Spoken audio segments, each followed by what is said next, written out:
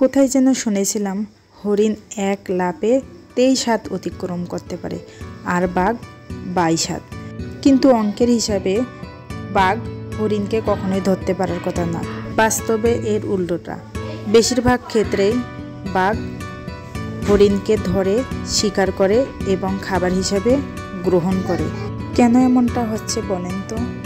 তার কারণ হরিণ লাফাইতে লাফাইতে পিছন দিকে তাকায় আর দেখে তার থেকে বাঘ কতটা দূর আছে।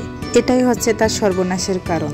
ঠিক তেমনি আমরা যখন সফলতার দিকে এগিয়ে যাই তখন আমরা পিছন ফিরে তাকাই, আর যখনই আমরা পিছন ফিরে তাকাই তখনই আমাদেরও এমন সর্বনাশের কারণ হয়। তাই পিছনের দিকে না তাকিয়ে পিছনে কে কি বললো, কে কি সমালোচনা করলো তার দিকে না তাকিয়ে সামনের দিকে এগিয়ে যাওয়া উচিত।